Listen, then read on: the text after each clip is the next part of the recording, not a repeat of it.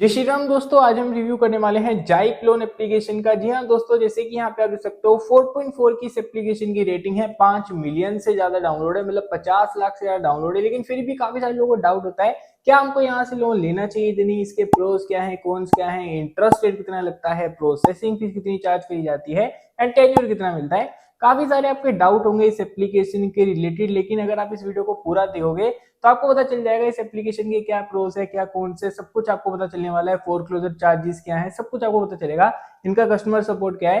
लेकिन सबसे पहले बात करते हैं एलिजिबिलिटी क्राइटेरिया के बारे में एंड क्या ये एप्लीकेशन आरबीआई से रजिस्टर्ड है या नहीं। तो देखो भाई, 5 मिलियन से ज्यादा डाउनलोड है तो बिल्कुल आरबीआई से रजिस्टर्ड है। इनके जो एनबीएफसी पार्टनर है वो है भाई, एक तो है रेस्पो फाइनेंशियल प्राइवेट लिमिटेड करके और दूसरे हैं आरपीएन फिनट्रिलीज करके। जैसे कि यहाँ पे आप देख सकते हो, इनके दो एनबीएफसी पार्टनर हैं जो बिल्कुल आरबीआई से रजिस्टर्ड है, तो एप्लीकेशन तो बिल्कुल ट्रस्टेड है।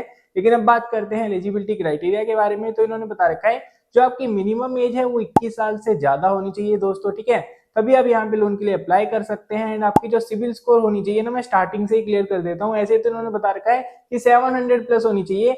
लेकिन ज्यादातर भाई देखो, अगर आपकी सिविल स्कोर 750 प्लस है तभी यहाँ से आपको लोन मिलेगा, नहीं तो चांसेस थोड़े कम रहेंगे। एंड आपकी मंथली इनकम कितनी होनी चाहिए, देखो ये सैलरीड एंड सेल्फ एम्प्लॉयड दोनों को लोन देते हैं, लेकिन इनकी चॉइस ज्यादा रहती है, सैलरीड पर्सन को ही ज्यादा लोन देते हैं, सेल्फ एम्प्लॉयड को थोड़ा यहाँ से कम चांसेस रहते हैं, ठीक है। स्टार्टिंग से मैं आपको क्लियर कर रहा हूँ, इन्होंने बता रखा है मंथली इनकम 15,000 है तब भी यहाँ से आपको लोन तो मिल जाएगा, लेकिन ज्यादातर सैलरी लोग को ये लोन प्रोवाइड करते हैं। एंड डॉक्यूमेंटेशन में आपको बता रखा है आधार कार्ड लगेगा, पैन कार्ड लगेगा, आपकी बैंक की स्टेटमेंट लगेगी, कुछ कुछ सिनेरियो पे नहीं भी मांगते। और जो बेसिक डिटेल रहती है, आप कहाँ पे काम करते हो, कहाँ पे रहते हो, आपका पिन कोड क्या है, वो सब आपसे मांगते हैं। लेकिन वो तो ठीक है भाई, लेकिन यहाँ पे आपको लोन कितना मिलता है तो इन्होंने बता रखा है 3,000 रुपए से लेके 5 लाख रुपए तक का यहाँ पे आपको लोन देखने को मिल सकता है। एंड इसके ऊपर जो इंटरेस्ट है लगेगा 24% से लेके 36% का बता रखा है। देखो इस पे एक चीज आती है, डिपेंड करता है कस्टमर टू कस्टमर, जैसे कि अगर आपके ऊपर मल्टीपल लोन चल रहे हैं तो यहाँ पे आपको इंटरेस्ट रेट ज्यादा चार्ज किया जाएगा, लेकिन अगर आपके ऊपर मल्टीपल लोन नहीं चल रहे तो आपको इंटरेस्ट रेट कम लगेगा। इन्होंने खुद ऐसा मेंशन भी कर रखा है, ठीक है। और साथ में जो प्रोसेसिंग फीस है वो बता रखी है 2% से लेके 6% तक, और यहाँ पे भी सेम फॉर्मूला है। अगर आपके ऊपर भाई मल्टीपल लोन चल रहे हैं तो यहाँ पे आपको interest rate and processing fees ज्यादा चार्ज करी जाएगी, लेकिन अगर मल्टीपल लोन नहीं चल रहे तो यहाँ पे interest rate and processing fees कम लगेगी। वो सब तो ठीक है भाई, लेकिन टेन्यूर कितना मिलता है, टेन्यूर उन्होंने बता रखा है 3 महीने से लेके 1.5 साल का, मतलब 18 महीने का यहाँ पे आपको टेन्यूर भी देखने को मिल जाता है।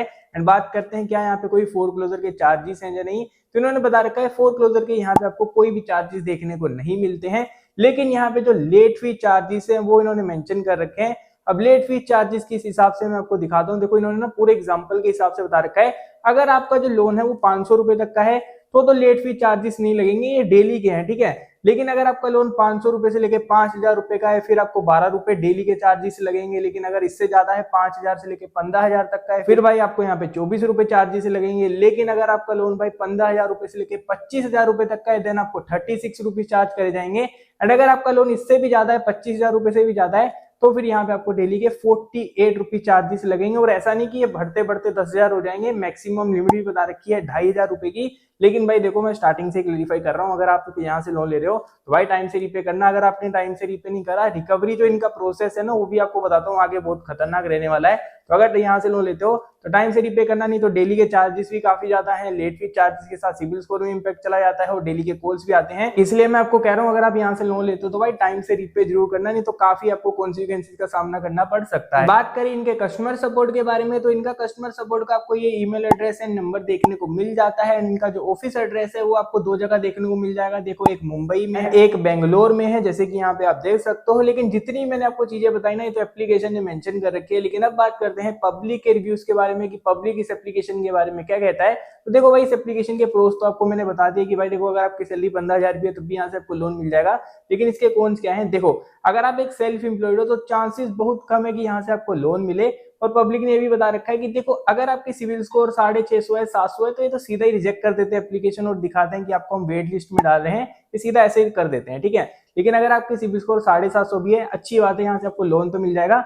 लेकिन भाई देखो, एक डिस्क्लेमर है, अगर आपको यहाँ से लोन मिलता है तो गलती से भी एक भी ईएमआई को डिफॉल्ट मत करना गलती से। अब मैं ऐसा क्यों कह रहा हूँ, क्योंकि जो इनका रिकवरी प्रोसेस है वो बहुत खतरनाक है। क्योंकि लोगों ने बता रखा है कि भाई मेरी एक गलती से ईएमआई मिस हो गई थी, मेरे घर में रिकवरी एजेंट आ गया था, उसके बाद पता है उन्होंने हरास करा था, बोला था टाइम से रीपे करो, भाई क्या कर रहे हो, मतलब समझ रहे हो भाई, टिपिकल जो रिकवरी एजेंट्स करते हैं उनका बिहेवियर होता है वो रूडी होता है। ऐसा नहीं कि इनका ही जितनी अदर एप्लीकेशन होती है उनका भी भाई यही रहता है कस्टमर सपोर्ट। अगर आप लोन को डिफॉल्ट करते हो, डेली के 50 to 100 कॉल्स आते हैं, रिकवरी एजेंट घर आते हैं, तो देखो भाई इनके भी रिकवरी एजेंट्स आते हैं। तो कुल मिला के बात है, अगर आपको यहाँ से लोन मिलता है तो एक भी ईएमआई को डिफॉल्ट मत करना, नहीं तो जो इनका रिकवरी बिहेवियर है वो काफी ज्यादा रूड रहने वाला है। ओवरऑल एप्लीकेशन अच्छी है सैलरीड लोगों के लिए। अगर आप एक सैलरीड पर्सन हो, अच्छा खासा लोन मिल जाएगा और अच्छे इंटरेस्ट रेट पे, प्रोसेसिंग फीस पे भी लोन मिल जाएगा अगर आपकी सिविल स्कोर अच्छी है।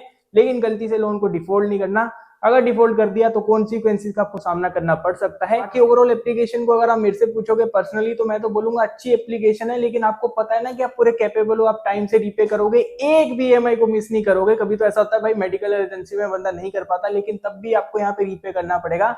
नहीं तो भाई मैंने आपको बता दिया रिकवरी का प्रोसेस अच्छा नहीं है। और ऐसा भाई बाकी एप्लीकेशंस में भी होता है इनकी, लेकिन काफी ज्यादा लोगों ने रिव्यूज में कंप्लेंट कर रखी है, इसलिए मैं आपको बता रहा हूँ एप्लीकेशन अच्छी है, लेकिन आपको पता है पूरा कैपेबल हो, टाइम से रीपे कर सकते हो, तो इस एप्लीकेशन को कंसीडर करना। और कंसीडर करते समय 3 चीजों का ध्यान जरूर रखना कि interest rate, processing fees and tenure कितनी लग रही है। अगर फ्लेक्सिबल है तो यहाँ से लोन लेना दोस्तों, ठीक है।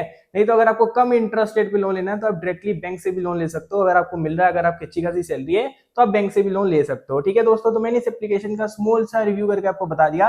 तो अगर आपकी वीडियो थोड़ी भी हेल्पफुल लगी हो तो इस वीडियो को शेयर कर देना, ताकि अगर कोई सोच रहा हो जाइप लोन से लोन लेने के लिए तो उसको पता चल जाएगा इसके क्या प्रोस एंड कॉन्स हैं।